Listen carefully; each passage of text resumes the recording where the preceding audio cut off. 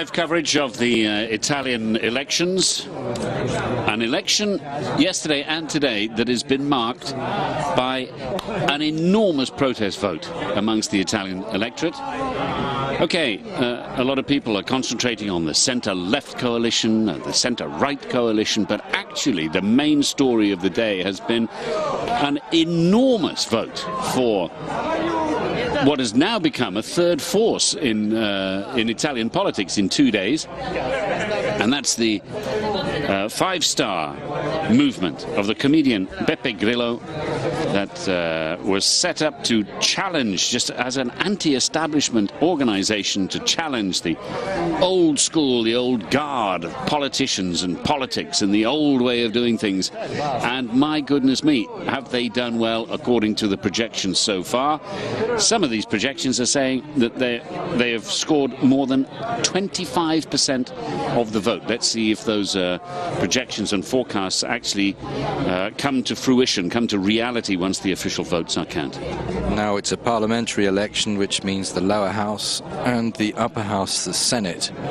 We're looking at a split vote. If we stop looking at this huge anger vote and look at the centre-right gains, it looks like they're definitely projected to come out best in the Senate. But to have a majority in the Senate, you need 158 seats. You can see Silvio Berlusconi at the top there. The coalition he's leading is tipped to get 123. Look down to fourth place, Pierluigi Bersani, his coalition, centre-left coalition, tipped to get 104 seats if these figures are confirmed. But look in second place, Beppe Grillo, with his five-star movement to get 57 seats.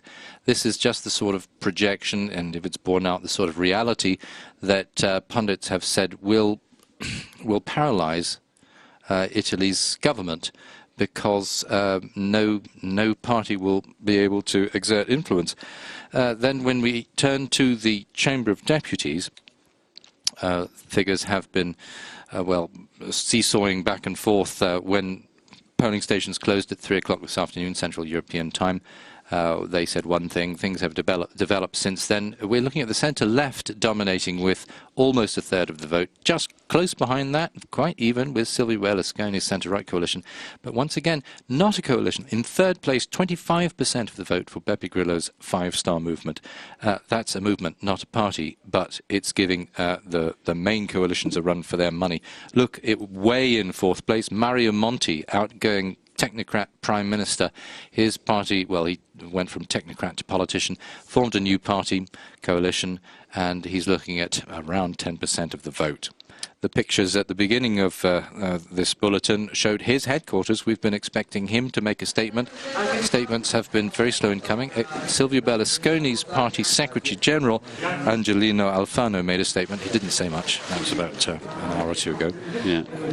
Well, it's possible that they're not so keen to make a statement because the result has been so close, and because it's so, well, not particularly clear at this moment before the official figures are announced, which are expected in about an hour and a half or so, or sometime after midnight.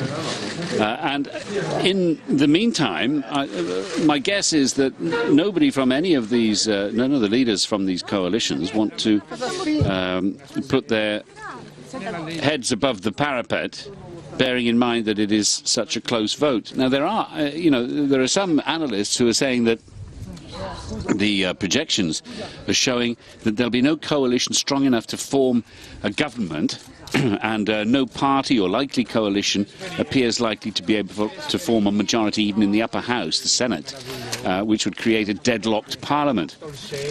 Quite the opposite, diametrically opposed to the stable result that Italy is seen to need, seen by the European Union to need, seen by the electorate in Italy to need, and seen by markets and money markets and stock markets all the world over, actually, who are craving some kind of stable government that has the stability and the force to push through reforms that are still widely recognized as needed in Italy, which is saddled with an enormous amount of debt and an extremely deep and long-lasting recession.